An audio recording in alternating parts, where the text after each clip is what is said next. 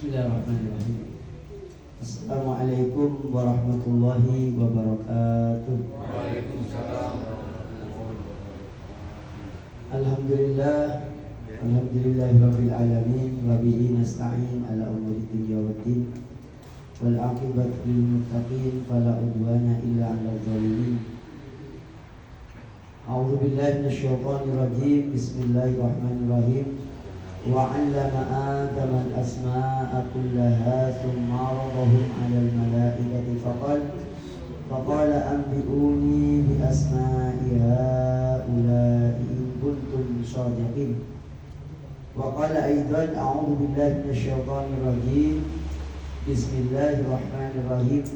Wal 'asri innal insana lafi khusrin illa alladziina aamanu wa 'amilus shalihaati wa tawashaw bil haqqi wa tawashaw bis sabr. Amma ba'du. Bapak Ibu yang dimuliakan Allah Subhanahu wa taala, marilah bersama-sama memulai majelis ilmu dengan membaca basmalah. Bismillahirrahmanirrahim. Bapak Ibu sekalian yang dimuliakan Allah, malam ini kita ngaji kitab Sulamut Taufik atau tangga-tangga untuk mendapatkan petunjuk Allah. Di antara tangga untuk mendapatkan petunjuk Allah yaitu mengerti garis finish kehidupan kita. Jadi ada orang yang saya ceritakan ini adalah mungkin setiap diri kita. Ini ada bab fikih yang menarik untuk disampaikan sebagai pengantar. Kalau ada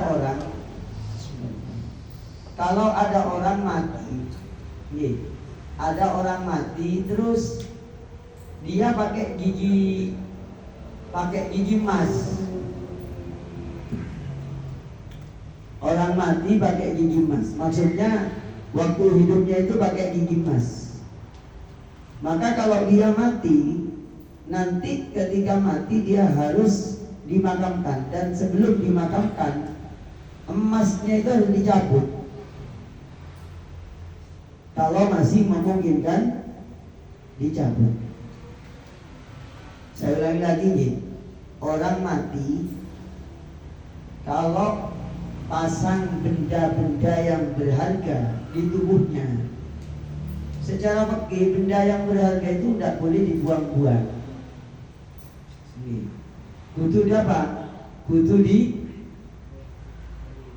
Kudu diambil, dimanfaat. Maka kalau penjenengan ada orang mati terus di giginya ada gigi emas, itu harus diambil kalau memungkinkan. Diusahakan untuk bisa diambil. Kecuali kalau susu. Kalau susu itu umumnya sudah tertanam dan kecuali dicongkel. Tapi kalau gigi kan mudah kalau memungkinkan. Nah, kalau kita ambil hikmahnya itu gini. Ternyata Bapak Ibu yang dimuliakan Allah Subhanahu wa taala. Ternyata jasad kita itu kalau dibuat mati oleh Allah, terpisah dari rohnya, itu ternyata kalah dengan nilainya emas 1 gram. Jasadnya saya dan panjenengan. Kalau emas itu nilainya 1 gram itu 1,5 juta. Bismillahirrahmanirrahim. Kalau emas itu nilainya 1 gram sekarang 1,5 juta. Lalu dipasang ke gigi, ya untuk nempel gigi yang rusak dengan cara dikasih gigi emas biar tidak bau atau apa dan seterusnya. Nah, orangnya ini kalau mati yang punya gigi emas itu butuh secara fikih butuh dicabut karena biar tidak mubazir, biar tidak tabzir. Karena emas itu bisa dimanfaatkan untuk amal soleh. Ya untuk untuk musola, untuk masjid, untuk berarti ya emas 1 gram itu lebih berharga daripada jasad kita. Manakala roh itu sudah dicabut oleh Allah. Nah, orang itu katanya Imam Ghazali berdasarkan hadis riwayat Imam Tirmizi, orang itu baru menyesal ya ketika itu. Kalau sekarang ya belum ada menyesal. Dan belum sadar, saya panjenengan ini tetap akan menganggap emas 1 gram, 2 gram, 3 gram itu sangat berarti kalau kita miliki. Ternyata kalau hanya dimiliki kok kemudian tidak termanfaatkan dengan benar sesuai dengan perintah Allah Subhanahu wa taala. Ini kenapa ya? Nah, ini. Kayaknya ininya ada apa ya? Ini apa kalau dipasang kecil-kecil? Biasanya apa memang gitu? Enggak ya biasanya. Apa ada yang kabelan itu? Enggak ada ya? Yang model kabel? Enggak ada ya? Kalau nggak ada nggak apa, ini dipasang kok kejar-kejar. Ya kayak orang sawanan gitu ya.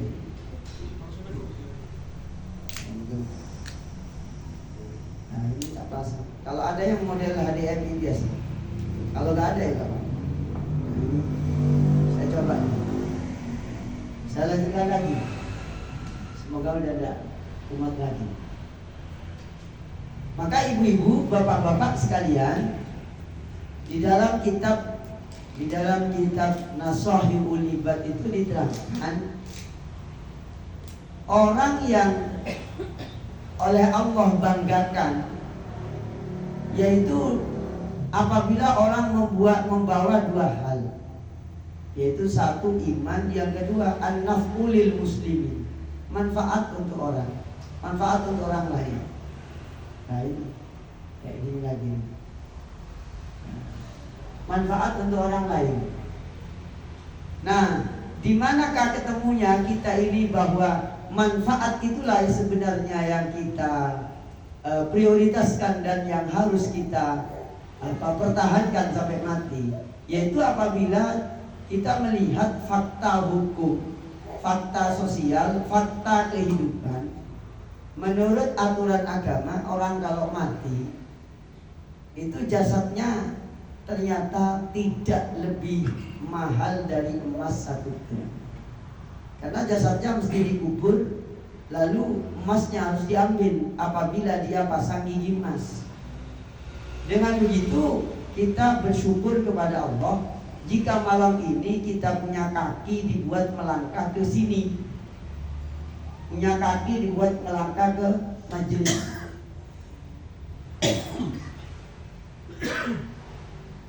punya tangan dibuat untuk ngetik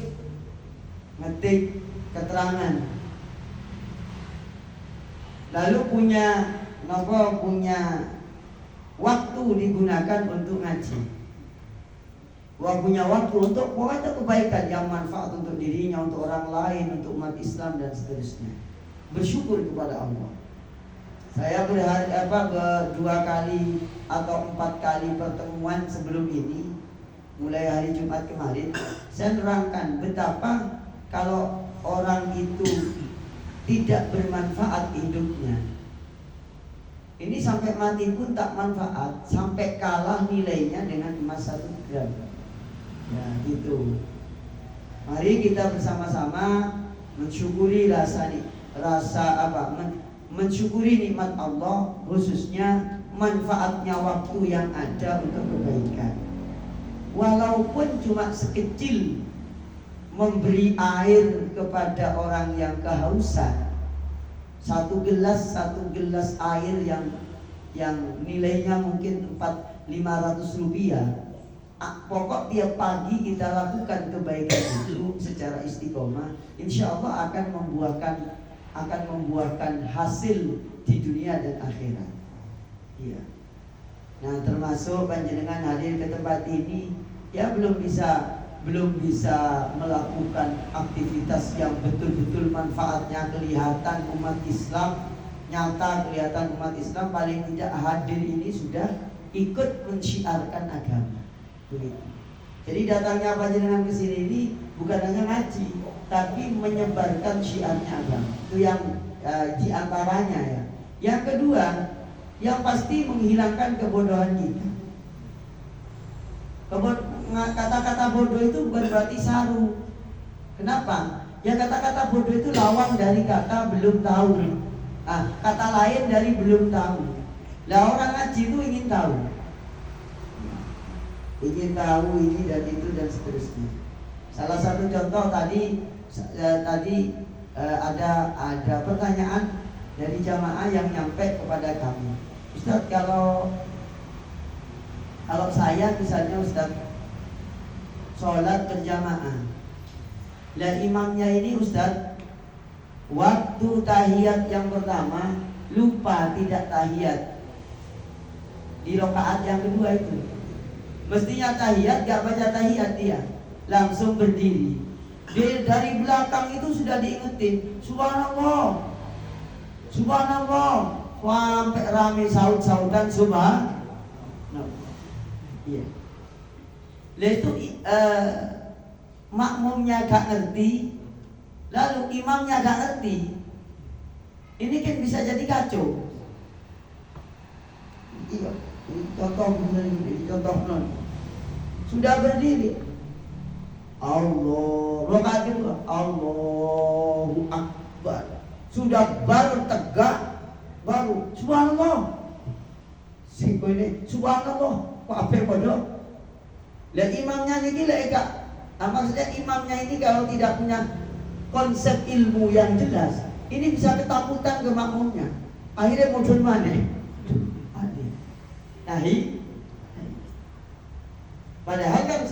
Padahal ini kan tidak seharusnya duduk lagi. Kenapa? Karena tahiyatnya itu sunnah. Tahiyat yang pertama kan sunnah. Kecuali kalau begini, Allah, baru begini, baru begini, turun.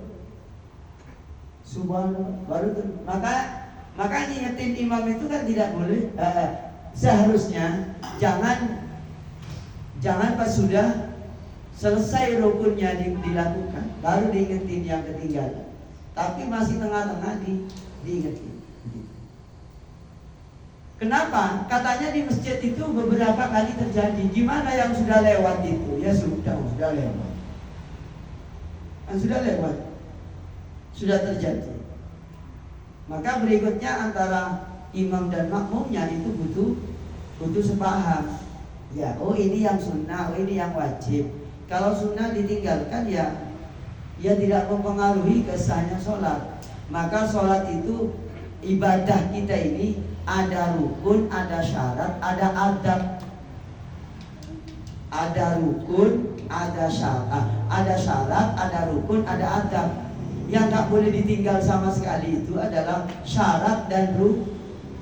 Tapi kalau adab tidak mempengaruhi sah, kurang sopan. Begitu. Ini kan perlu disampaikan ke jamaah sampai berulang-ulang. Ya mungkin yang sini sudah tahu, yang ini belum ngerti. Yang sini belum detail, yang sana sudah agak tahu sama sekali. Makanya ngaji itu butuh ada kesinambungan dan keberlangsungan, dan pertanyaan itu harus selalu ada di setiap pengajian. Untuk apa? Untuk mengayak masalah-masalah yang belum diterangkan. Begitu. Nah, itu contoh betapa kalau kita gunakan, betapa besarnya pahala yang kita terima, yang panjenengan berikan, yang panjenengan terima dari Allah.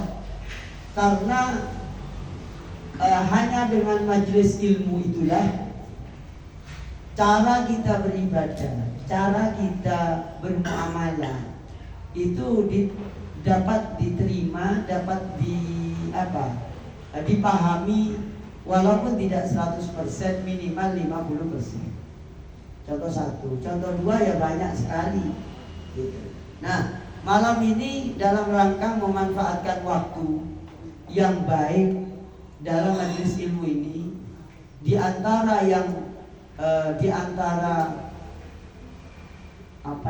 pengetahuan ataupun berita di dalam agama ini yang oleh Nabi sampaikan dan para ulama terangkan, yaitu tentang kematian,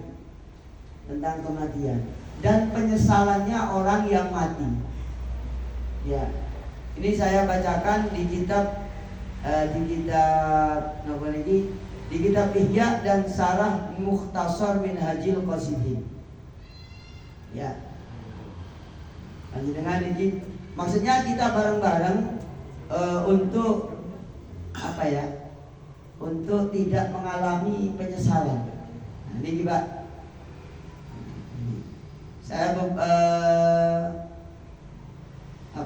perlu membacakan dari awal ini. Wa innama in qata'a kurang besar, tulisannya saya besarkan.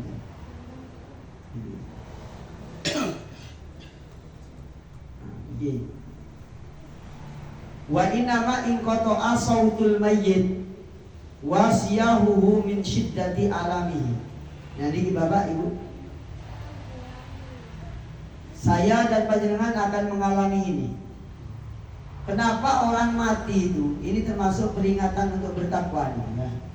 Kenapa orang mati itu sampai tidak bisa keluar suara di detik-detik terakhirnya, dan tidak bisa menjerit? Kenapa? Karena saking sakitnya kematian itu. Jadi saking sakitnya sampai nggak bisa keluar suara,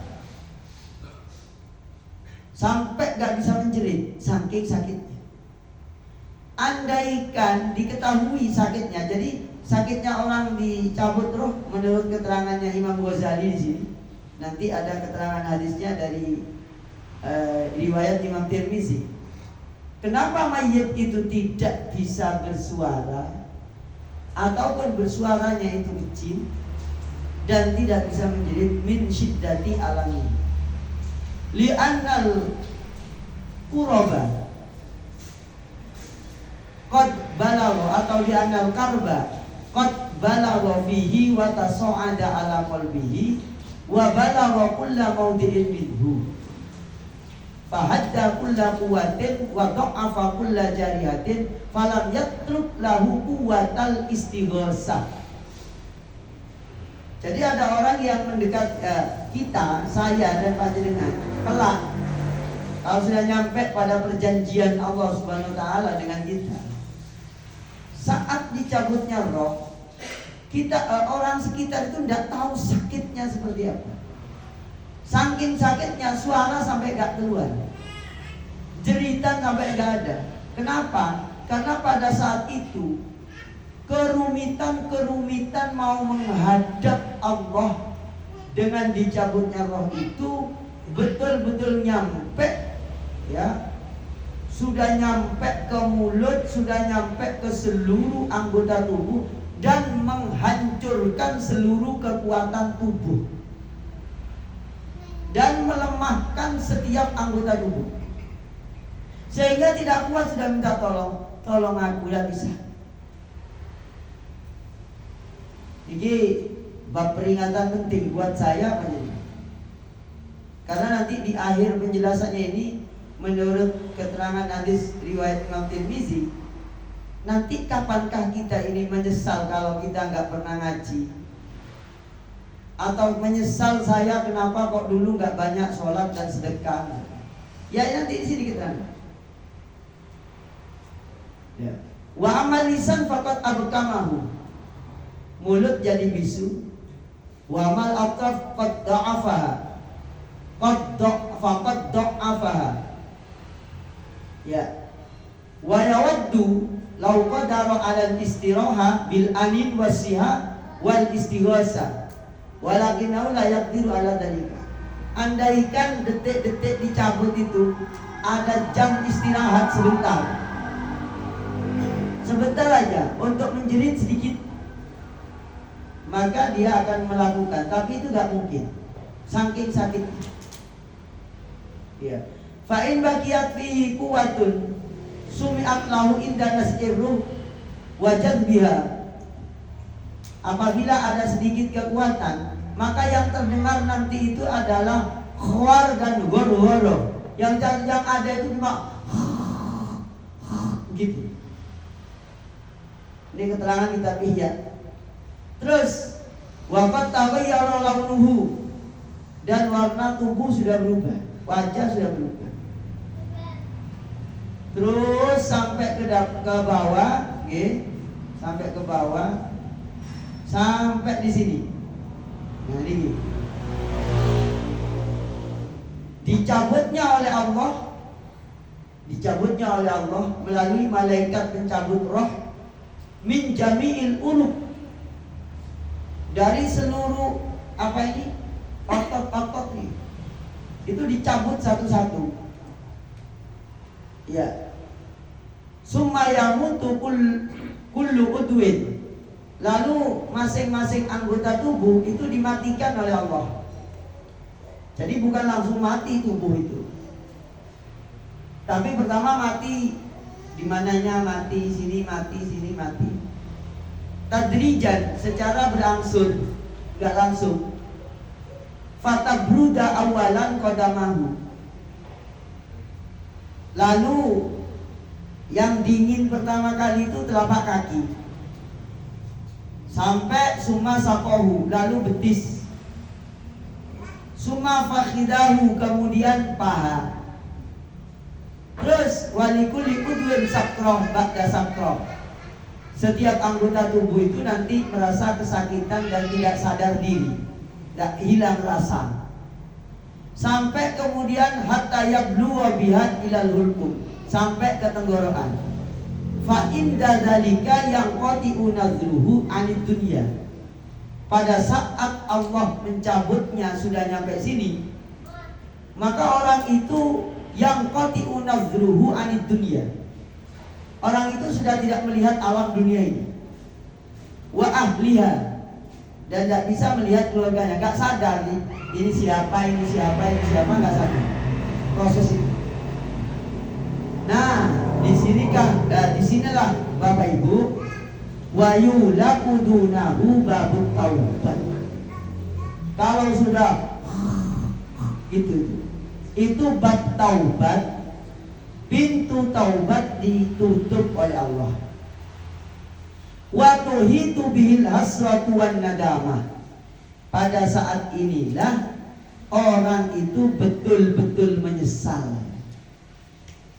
Jadi penyesalan kita itu nanti, ya, penyesalannya saya dan panjenengan itu ketemunya itu di tempat roh. Kalau sudah roh itu ada di tempat ini, di tenggorokan.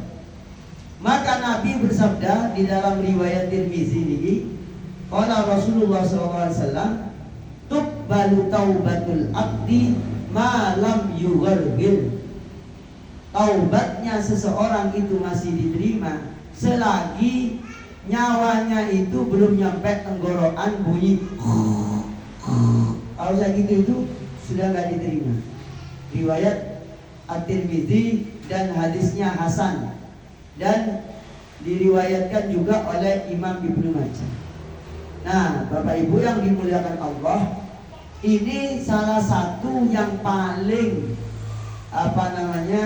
yang katanya Imam Al-Ghazali dan para ulama yang lain, yang paling dahsyat untuk melembutkan hati kita. Itu ingat hari penyesalan itu. Ya, orang nggak tahu, kanan kiri nggak tahu, begitu. Pada saat injury time itu kita nggak tahu. Nah, apakah yang pada saat itu yang bermanfaat? Tidak ada lain kecuali amal soleh dan doa. Doanya orang yang hidup, amal solehnya kita yang kita ikhlaskan, walaupun kelihatannya sedikit tapi ikhlas, Allah terima. Apalagi banyak ikhlas, insya Allah. Menurut keterangan hadis riwayat, menurut keterangannya Ibnu Mas'ud, thalabul ilmi, hadir di majelis ini adalah salah satu amal yang sangat mulia yang harus kita syukuri. Nah, ini Bapak Ibu sebagai pembukaannya ngaji ngaji kitab Sulamul Taufik. Untuk apa? Untuk memantapkan hati kita bahwa sebelum Allah mengambil nyawa kita, selama Allah masih ngasih kesempatan, mari kita gunakan semangat ngaji, semangat bertolabul ilmi, semangat beramal soleh. Kenapa? Karena nanti ada waktu yang kita itu menyesali semuanya. Kenapa dulu saya ini kok tidak berbakti ke orang tua? Kenapa dulu saya ini kok gak manut? Kenapa saya ini dulu kok begini? Kenapa kok dulu begini? Kenapa? Dan seterusnya. Hasron itu nelongso. Hasron itu maknanya nelongso. Pada saat itu nelongso. Nah, jadi agar kita tidak nelongso di akhir, mari kita manfaatkan kehidupan kita ini untuk hal yang betul-betul manfaat untuk diri kita sendiri, untuk orang lain. Walaupun sekedar nge-share pengumuman pengajian itu, kayak Mas Irul ini kan penggawinannya nge-share walaupun telat-telat. Iya. Kadang jam 4 sore baru di-share, jam 3 sore ya. Gitu. Gak apa-apa daripada gak di-share. Dan semakin banyak nge-share kebaikan, semakin banyak pula sesuatu yang akan kita ambil kelak, dan penyesalannya semakin sedikit. Nah, kita sekarang buka kitab ini Sulam Taufiknya. Ya, bersyukurlah panjenengan yang kebetulan dicatat sebagai takmir masjid, takmir musola, punya kontribusi untuk masjid, untuk musola, untuk umat Islam. Itu bersyukur banget itu. Ya, bersyukur banget. Karena itu jarang-jarang Allah berikan kepada orang. Maka kalau diberi amanah yang begitu-begitu, mari kita terima dan kita berkomitmen. Walaupun sekedar tukang sapu. Walaupun sekedar tukang sapu. Jadi sekarang kitab Sulamul Taufiknya, biar banyak yang dibaca. Ini sudah dapat berapa nih? Banyak banget nih. Nah, ibu-ibu, bapak-bapak yang dimuliakan Allah Subhanahu wa taala, kita membahas bab maksiat yang ada di dalam kitab Sulamul Taufik. Kemarin nyampe di maksiatnya perut, dan kemudian dilanjutkan ke maksiatnya mata. Matanya saya atau mata siapa saja, potensi maksiatnya sekarang ini sangat besar. Kenapa? Ya karena ada handphone. Kenapa? Karena di luar itu kurang kompromi. Masih kesadaran beragama untuk nutup aurat niku sangat lemah. Walaupun kalau dilihat KTP-nya itu Islam, tapi kesadaran nutup aurat itu lemah. Kenapa kok lemah? Karena ada yang trending dan laris itu nggak tutup aurat. Padahal itu maksiatnya mata. Ustaz, saya kelihatan nggak kepengen. Bukan urusan kepengen, tapi urusan aturan. Lah, maksiatnya mata niku adalah melihat auratnya orang lain. Begitu. Dan ini butuh kesadaran bersama, dimulai dari keluarga sendiri. Anak kita diajari bahwasanya mulai kecil itu umur 5 tahun sudah tidak boleh buka aurat. 7 tahun sudah betul-betul dilarang, jangan buka aurat. Itu namanya aurat, tidak boleh dibuka. Kalau kelihatan orang, kamu dosa. Kenapa? Kamu jadi penyebab Mas Arif kelihatan kamu.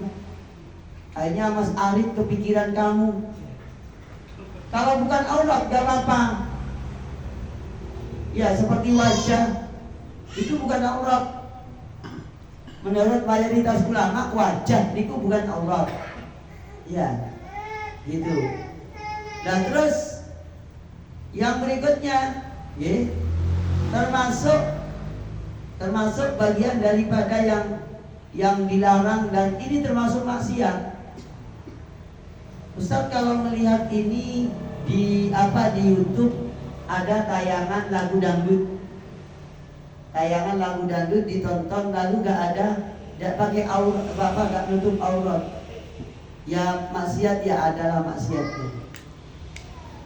Maksiat dia ada maksiatnya.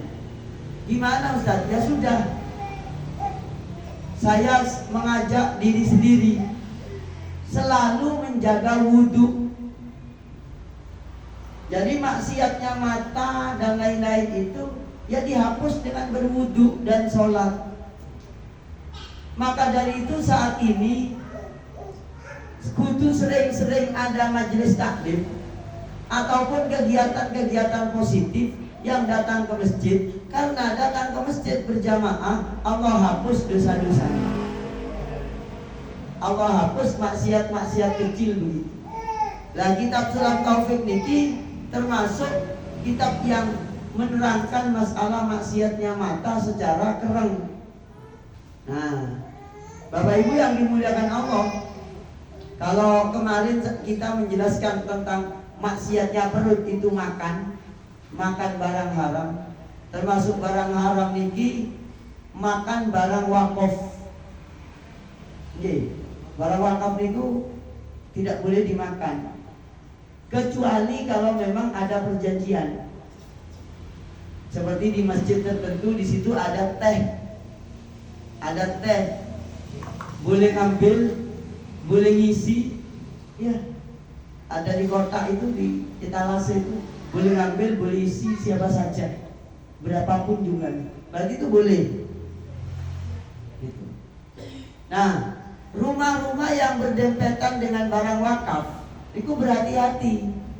Kenapa? Itu termasuk maksiatnya perut, yaitu makan barang atau ngambil hak yang itu di luar perjanjian yang berhubungan dengan barang wakaf. Itu membahayakan kita sendiri. Itu termasuk maksiat. Ya. Terus termasuk maksiat ini adalah bagian daripada maksiat. Cara Sulam Taufik ini, aklul ma'khud biwajhil haya, memperoleh barang pemberian karena yang memberi itu sungkan, gak ngasih itu sungkan. Itu enggak warok. Misalnya begini, Mas Arif itu katanya nyamoni saya, Pak Huda mau nyamoni saya datang ke rumahnya, iya, ini kok gak enak saya kalau Ustadz yang datang ke sini mek disangoni 5 juta ini ya. Akhirnya ngotot-ngotot ngedol bani sepeda motor karena sungkan ke saya. Lah ngambil karena sungkan itu, maaf, ngambil barang yang dipaksakan ngasih itu, ngasihnya itu agak dipaksakan lantaran sungkan, itu kurang kurang baik gitu. Maka ngasih itu ya betul-betul plong hatinya, bukan karena sungkan. Tapi ini tidak menjadi fardu tidak menjadi kewajiban yang mutlak, enggak lah. Cara pandangnya kitab Sulam Taufik itu begitu. Terus yang berikutnya nih, maksiat mata. Terus maksiatnya lisan. Ini terlalu banyak maksiatnya lisan ini. Termasuk dianggap maksiat, yaitu menuduh seseorang yang kita ini nggak tahu fakta yang sesungguhnya. menuduh orang berbuat yang keluar dari agama. Itu tidak boleh, maka berhati-hati. Itu namanya bab qadzaf. Iya, tidak boleh.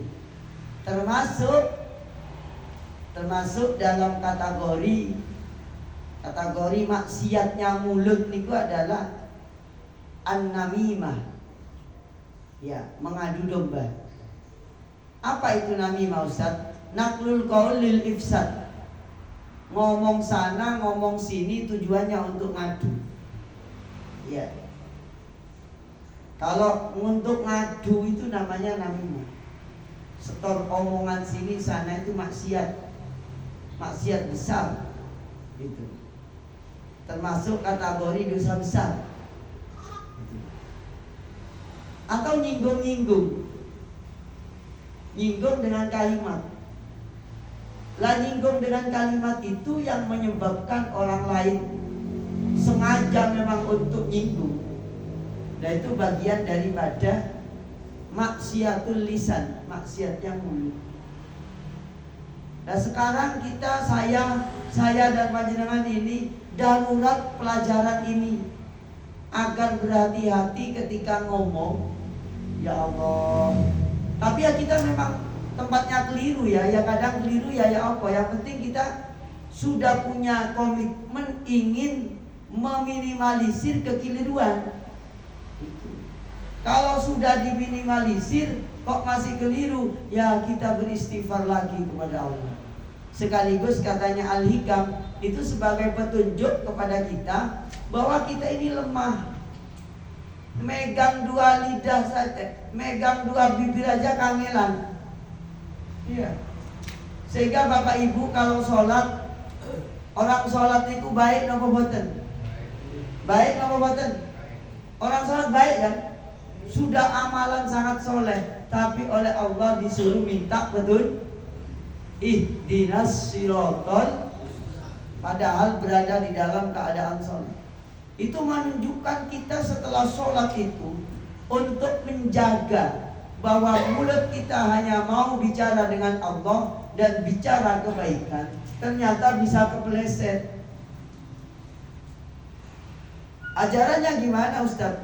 Ajarannya kita selalu minta petunjuk Allah. Ya Allah, tolong saya selalu bimbing. Kenapa? Kalau gak dibimbing orang itu bisa keliru walau siapa saja. Apa pelajaran berikutnya? Pelajaran berikutnya kita berusaha murah untuk memaklumi orang lain. Jadi kita jangan sampai kita menganggap kalau orang lain keliru lalu berbalik panjenengan sudah mesti benar terus. Gak boleh. Itu sama halnya dengan sedikit takabur. Jadi ketika ada orang keliru, kita menikmati kekeliruan orang. Bahwasanya kalau itu keliru, kalau itu keliru, berarti saya ini adalah gak pernah keliru. Sehingga mudah memaki-maki orang yang pernah keliru atau berkali-kali keliru. Ya sudah, manusia keliru kan memang tempatnya. Kita maklumi, pelajaran pentingnya jangan sampai kita ini terlalu banyak kelirunya. Gitu. Begitu Bapak Ibu. Nah, panjenengan bersyukur gak jadi tukang ceramah itu. Jadi tukang ceramah itu resikonya banyak. Keliru dikit itu seperti kelirunya wis alam. Tadi saya ngoapik sampai 1000 iku gak kelihatan. 1000 kebaikan gak kelihatan. 1 keburukan menghapus 1000 kebaikan. Yaitu kalau sudah sering ngomong itu pasti ketemu kelirunya. Maka bagaimana pelajaran dari Nabi? Kita banyak memaklumi orang lain. Maklumilah, orang lain yang manusia, kita manusia, bisa keliru juga. Gitu. Maka kita berhati-hati dengan bab ini. Dengan bab lisan ini kita diberi pelajaran berhati-hati. Termasuk bab maksiatnya lisan. Termasuk bab maksiatnya lisan. Kalau berbohong ya sudah, udah nyata-nyata maksiat itu. Berbohong itu nyata-nyata maksiat. Nah, niki diterangkan niki juga, tidak berhati-hati di dalam baca Al-Quran. Tidak berhati-hati pada Al-Quran. Sengaja ini sudah keliru, dia dibaca. Sudah keliru bacaannya, saya diterusno. Itu termasuk maksiatul lisan. Ta'ammudul lahni fil Quran. Menyengaja mengelirukan bacaan, atau sudah tahu tapi dia nggak berhati-hati, ditabrak saja keliru-keliru baca Quran. Itu termasuk maksiat. Maka masjid-masjid, musola-musola itu perlu ada pembelajaran bacaan Al-Quran yang standar. Biar apa? Yang standar itu biar ditiru oleh orang lain. Gitu, bapak-bapak, ibu-ibu. Terus termasuk maksiatnya lisan. Okay. Termasuk maksiatnya lisan adalah ini, mohon maaf, kalau ada orang mati, keluarganya mati, itu bengok-bengok nangis sampai niyaha. Niyaha itu menangisi mayit sampai berlebihan. Itu termasuk maksiatnya lisan. Itu. Terus yang berikutnya, memaki-maki para nabi, memaki-maki para nabi, menjelek-jelekkan ulama, itu termasuk maksiatnya lisan.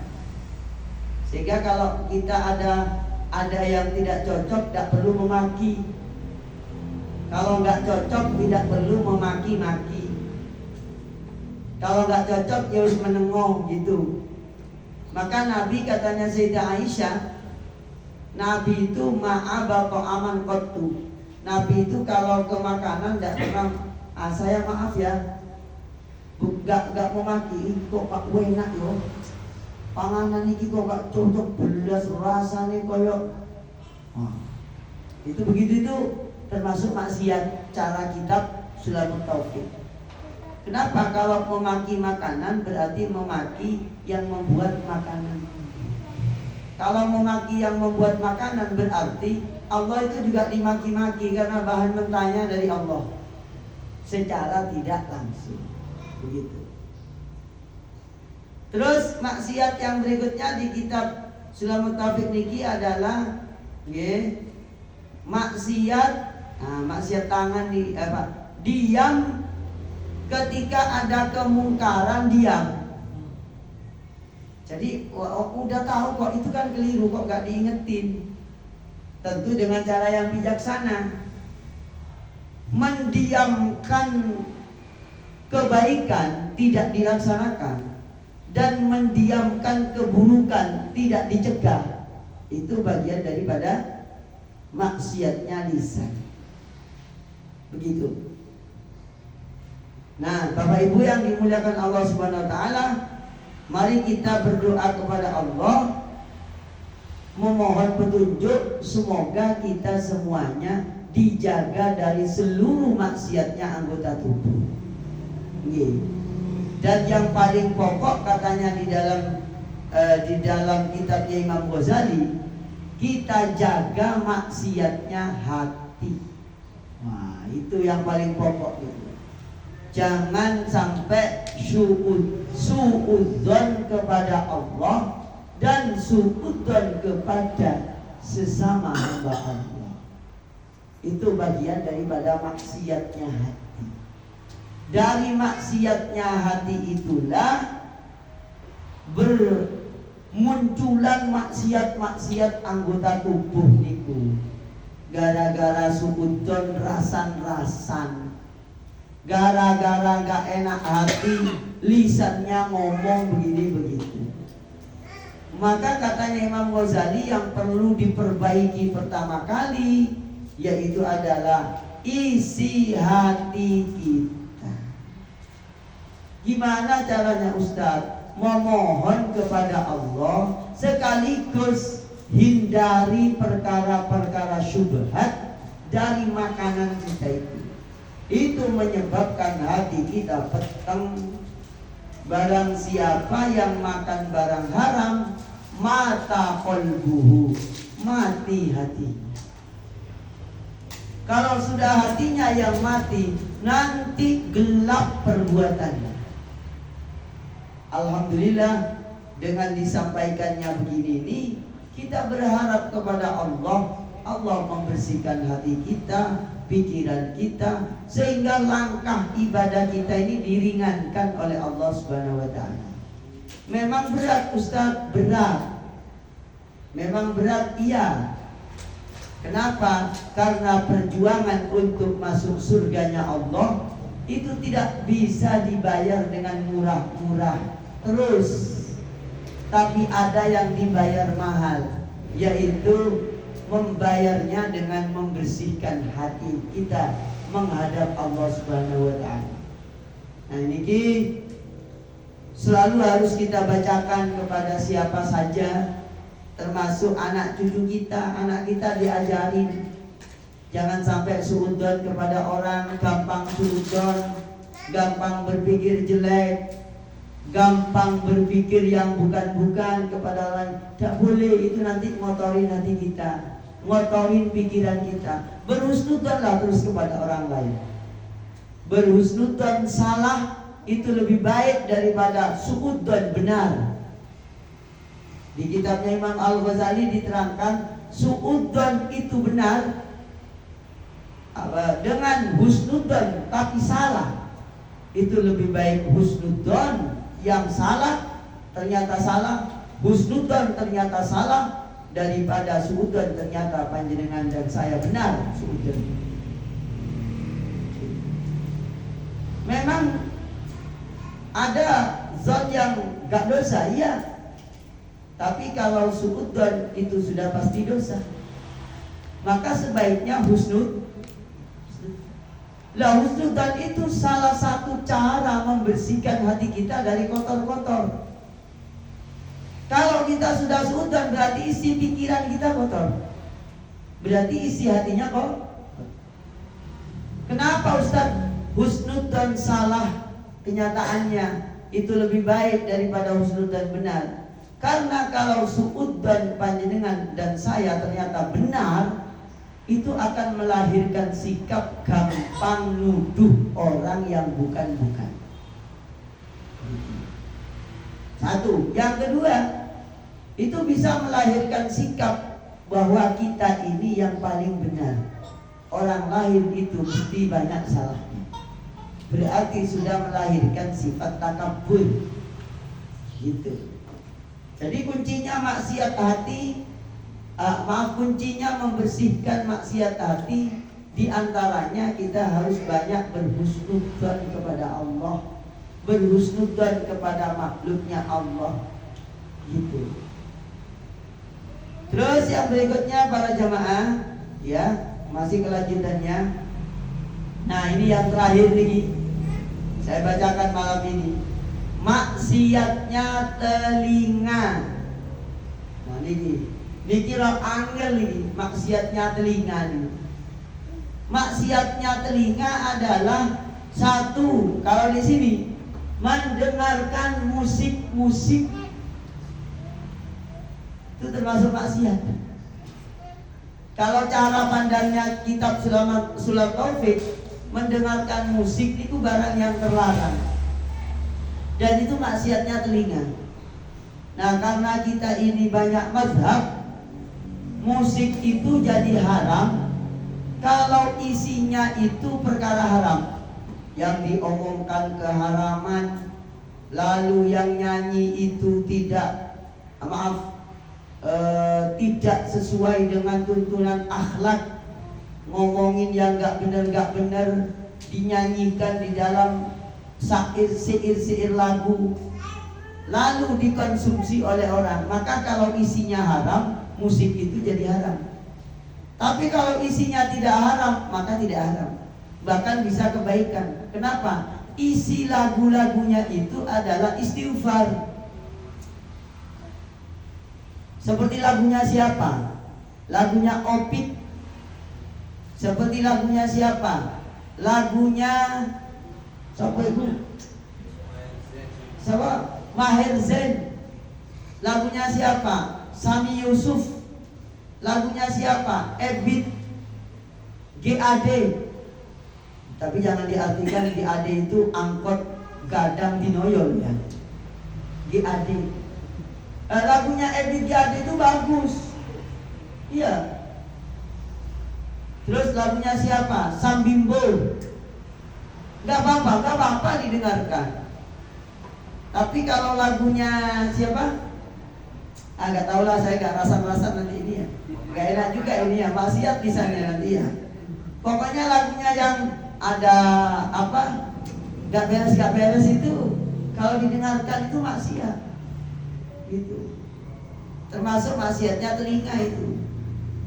Termasuk maksiat adalah sengaja mendengarkan orang riba. Tidak ikut riba, tapi ikut mendengarkan, ikut menikmati. Karena riba itu adalah menikmati keburukan yang terjadi kepada orang lain. Dan nikmat itu, yang ngomong nikmat, yang mendengarkan juga nikmat. Kepo. Anu ya, anunya anu itu katanya anu ya. Dia pura-pura khusyuk tapi mendengarkan. Ya Arif ngomong sama Pak Haji Badran atau sama Pak Huda ngomong ini. Arif ngomong sama Pak Huda. Anu Pak Huda, Ustaz Wahid itu loh katanya anu. Iya tak? Iya. Oh aku anu itu Pak Huda. Ternyata gak guna wong itu. Kiai ini wis gak gena no. Iya tak iya. Pak Huda waktu dengan Pak Arif lagi asik menghibah Ustaz Wahid. Iya. Lalu di sampingnya itu gak ikut ghibah, cuma mendengarkan dengan khusyuk. Itu ikut nikmat itu telinga kita itu. Nah itu maksiatnya telinga itu. Maksiat. Terus gimana? Kalau ada orang ghibah, menghindar. Ustaz ternyata ini tidak terasa, tiap hari ada ghibah Ustaz. Ya berarti istighfarnya 1000 tiap hari. Atau setiap apa aja istighfar. Begitu. Ustaz yang dighibah gimana? Apa minta maaf? Ya minta maaf lah lewat WA. Pak ngapunten ya. Kalau Arif menghibah saya tadi pagi, WA nanti sore. Ustaz ngapunten kita ada rasa-rasa Ustaz. Lupa saya Ustaz. Pak Huda ternyata rasa-rasa saya. Ya WA saya. Ustaz mohon maaf Ustaz ya. Saya tadi rasa-rasa Ustaz tadi pagi. Saya rasa-rasa dengan Pak Haji Fatan ini ngaji nggak Ustaz ya? Kayaknya nggak ngaji soalnya anu kayaknya dia.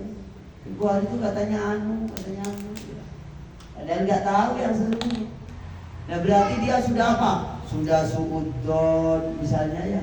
Sudah menghibah. Apa patokannya riba Ustaz? Patokannya itu kalau sekiranya omongannya kedengaran yang bersangkutan itu marah, gak suka. Itu berarti riba. Nah, tidak menghibah tapi mendengarkan orang menghibah itu termasuk maksiatnya telinga. Maka beruntung kalau ada orang maaf ya, dalam banyak sisi atau dalam satu sisi atau beberapa sisi lah. Ada orang, kalau ada orang ngomong gak kedengaran, ya. Ada orang kalau mendengar, ada orang jika ada hal-hal yang maksiat dibicarakan, dia gak mendengar. Itu beruntung telinganya. Kenapa? Telinganya tidak dihisap oleh Allah. Anggota tubuh kita itu nanti akan dihisap oleh Allah. Ya. Semuanya, mulai dari kaki sampai ujung rambut. Sehingga Bapak Ibu pada saat ini ataupun sampai ke depan, sampai kiamat, sholat sunnah taubat niku penting diamalkan tiap hari. Mandi taubat sama mandi sholat taubat. Ya bari niki keterangannya. Monggo panjenengan simak nggih. Ini bab fikihnya nggih. Sholatul taubat. Nah, ini Bapak Ibu, sholatut taubat, sholat taubat. Dan menurut semua ulama sepakat sholat taubat itu sunnah. Ini keterangannya. Hadisnya, catat kalau yang mau nyatat. Hadisnya adalah riwayat Imam Tirmidzi, statusnya hadisun hasanun. Hadisnya hasan.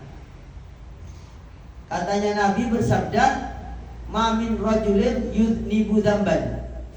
Tidaklah seseorang berbuat dosa, sumayakumu kemudian bergegas, fayatatoharu bersuci, sumayusalli kemudian sholat 2 rakaat, sumayastaghfirullah kemudian beristighfar, illa ghafarallahu lahu, melainkan Allah telah menghapus dosa-dosanya.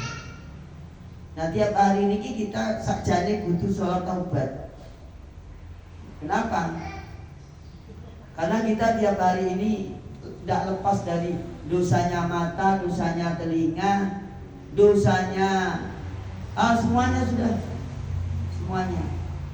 Yang gak berdosa itu nanti gak terlalu banyak berdosa. Itu kalau nanti kita itu hidup di hutan. Nggih. Lalu di hutan itu gak ada sinyal. Kalau di hutan masih ada sinyal, bawa handphone, hanya beli pulsa, beli datanya masih hanya di handphone gitu. Kecuali kalau cuma WA biasa gak bisa gitu. Nah, ini anjurannya kita ini dari Nabi, kalau merasa berbuat dosa lalu bersegera bersuci. Setelah bersuci sholat 2 rakaat, maka sholatnya itu disebut sholat taubat. Paham? Pak Huda sudah sholat taubat berapa kali? Oh, tiap hari. Alhamdulillah. Sholat taubat. Berarti panjenengan ahli surga nih. Insya Allah sak kubluk-kubluke mlebu surga sampeyan. Karena malaikat senang kubluke sampeyan iki ya. Iya. Dilihat dari jarak jauh itu kayak wajan. Ya. Ini persekusi Ustaz, berarti sampean ceramah. Orang itu kalau sudah terlalu cinta itu nggak ada tersinggung. Iya. Yang tersinggung itu kalau belum cinta. Saya dengan jamaah roti bos itu sudah terlalu cinta, apalagi nampak Huda. Sakno mulai ada orang sing mencintai. Iya. Oke, begitu kan? Ini sudah 1 jam 15 menit. Apa panjenengan ada pertanyaan? Monggo. Ibu-ibu ada pertanyaan? Ini malam ini ngajinya rodok serius, bab mati yang taubat. Nggih. Nggih. Pak Huda, nggih monggo, Pak. Gimana? Iya. Saya itu ada di pojok sendiri, tidaknya saya menginginkan sebelah saya. Nah, di saat tahiyat awal itu kan kita semua melakukan. Saya nggak tahu sih kalau imamnya itu langsung berdiri. Nah, tiba-tiba setelah salam saya akan pergi gitu ya. Belakang imam itu ada 4 orang itu tambah rakaat gitu Ustaz. Terus saya tanyakan ya sebenarnya untuk tambah rakaat tadi imamnya itu nggak tahiyat awal loh, tapi kok nggak dikasih peringatan.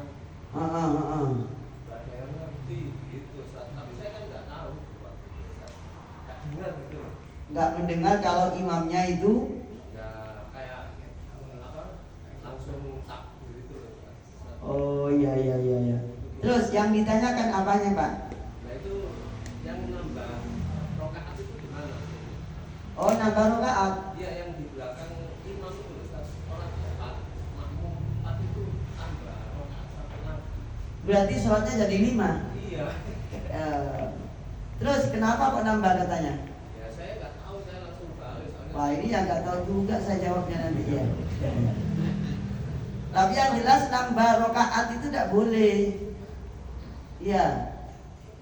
nambah rakaat itu tidak boleh. Tapi kalau karena memang lupa nambah rakaat, jadi sholat duhur 5. Jadi kalau imamnya kan sudah langsung 4 rakaat. Jamaah makmum yang 4 ini 4 orang itu nambah lagi 1 rakaat gitu. Saya waktu tanya yang sebelahnya itu yang sudah selesai salam, saya tanya, "Pak, itu kok nambah rakaat?" Tadi imamnya itu udah tahiyat awal. Oh, diganti 1 rakaat. Iya, sama. Tahiyat yang pertama niku hukumnya kalau tak terlaksana cukup ditutup dengan sujud sahwi. Begitu. Gak usah nambah rakaat, itu gawe-gawe dewe. Ya. Saya tanya yang Nggih. sampai kok ya bilang subhanallah, lo mboten ngertos. Gitu. Tapi itu sudah lewat ya. Iya. Ya sudah, berarti itu sudah di ngepuro. Iya. Sudah dimaafkan, ya sudah selesai. Lain kali kalau ada yang terjadi begitu, Assalamualaikum, kita tidak perlu nambah rakaat. Gitu. Cukup apa? Cukup sujud sahwi. Gitu. Apalagi? Ya, ibu-ibu kayaknya udah ngantuk deh ya. Iya, buatan. Ya apa dilanjut sampai jam 12? Alhamdulillah ya. Luar biasa. Terus kalau tidak ada berarti kita segera mengakhiri pengajian ini dengan membaca doa. Yang ngaji offline, yang ngaji online. Okay. Maaf, ini ada pertanyaan nih, belum terjawab. Maaf Ustaz, saya lagi nyetir mobil. Di depan ada cewek dibonceng, pakaiannya melorot. Apa melihat itu termasuk maksiat? Ya, maksiat. Nanti pulang baca istighfar ya. Kalau merem atau menengok takut nabrak, tolong dijelaskan. Kacau ini ya. Ini yang ngaji online ini nggak beres juga ini pertanyaannya ya. Iya. Ini saya juga mau tanya, melorotnya sampai di mana ini ya? Sekarang ini gak melorot, memang sengaja dipelorot no. Dan anak-anak kita ini harus dididik Bapak Ibu. Maaf ya, saya ini kan bekerja di lembaga pendidikan. Itu sangat-sangat melihat darurat pendidikan keluarga, bukan pendidikan sekolah. Sekolah itu cukup belajar di luaewes. Jadi pendidikan keluarga. Aduh. Sekarang ini bukan kepelorot, memang dipelorot no memang. Ya kalau disengaja dilihat itu haram Pak Slamet. Ya, Pak Slamet ini dari pabrik rokok gandum ini ya. Ustaz, saya lagi nyetir mobil, di depan ada cewek dibonceng, pakaiannya melorot. Ya. Ya nggak boleh dilihat. Ya gak usah merem, yang penting aja didelok kan ngono ta. Paling sampean seneng delok itu ya. Oke. Merem aja kan. Ya kalau merem nabrak ya. Lagi. Terus sekedap ya. Monggo kita berdoa kepada Allah Subhanahu wa taala. Semoga panjenengan dikabul hajat, sehat, umurnya berkah, kemudian dijauhkan dari bala musibah, digagalkan dari takdir buruk, dan dikabulkan hajat-hajatnya. Al-Fatihah.